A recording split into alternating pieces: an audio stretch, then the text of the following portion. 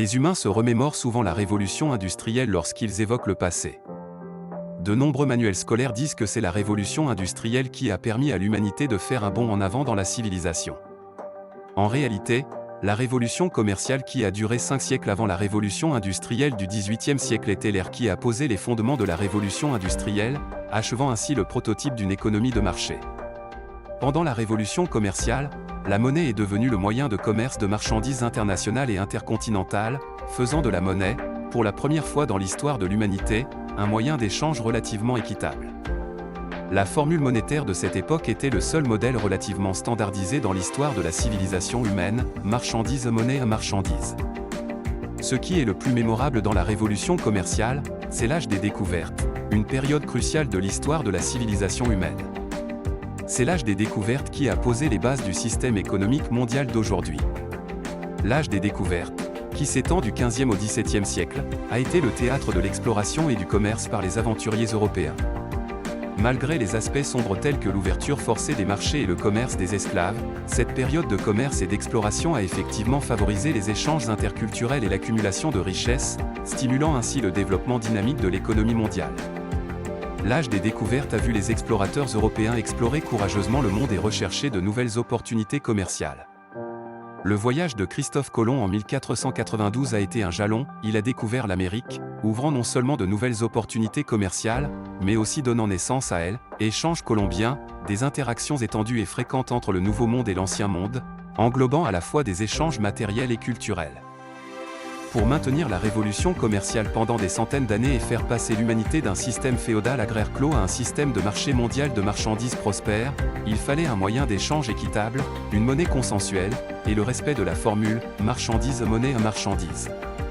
Pendant la révolution commerciale, le commerce des marchandises a dépassé les restrictions géographiques et la simple correspondance des besoins des commerçants.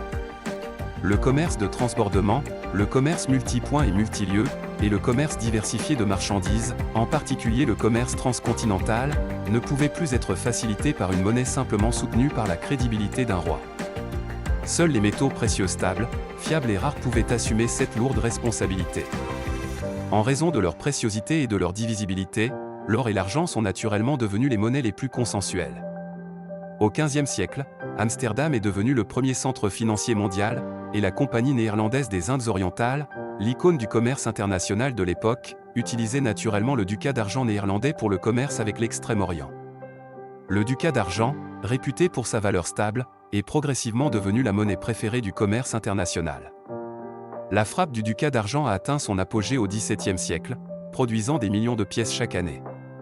Au XVIe siècle, l'Espagne et l'Amérique du Sud ont découvert des mines d'or et d'argent, garantissant un approvisionnement constant en pièces d'or et d'argent, ce qui a encore favorisé l'utilisation généralisée de ces monnaies en métaux précieux dans le commerce international. L'utilisation extensive des pièces d'or et d'argent pendant la révolution commerciale a posé les bases de l'adoption mondiale de l'étalon or et de l'étalon argent à l'ère monétaire. Le standard Pearl croit que le consensus, marchandise-monnaie à marchandise, aurait dû être l'équité de l'humanité. Cependant, depuis que les capitalistes d'élite assoiffés de sang ont inventé le papier fabriqué à partir d'écorces d'arbres et les symboles numériques sur les claviers qui peuvent se voir attribuer une valeur, la monnaie n'a plus besoin d'être ancrée à des objets physiques, et l'accumulation de richesses n'a plus besoin du lien de valeur ajouté du commerce de marchandises. Même la monnaie fiduciaire émise au nom d'un pays n'est qu'un jouet entre les mains des politiciens. Car, tandis que les politiciens luttent pour le pouvoir, ils ignorent le désastre imminent derrière eux, cherchant seulement à monter à bord de leur propre arche de Noé. Le standard Pearl croit qu'au cours de l'évolution de la civilisation humaine, les humains ont inventé la monnaie, mais avec l'avancement rapide de la technologie et la dégradation de la cupidité humaine, les humains sont apprivoisés par la monnaie. Nous contemplons l'argent, et l'abîme nous contemple aussi. Le standard Pearl estime qu'un système monétaire non ancré est comme construire une tour élevée, organiser des festins, pour finalement voir la tour s'effondrer.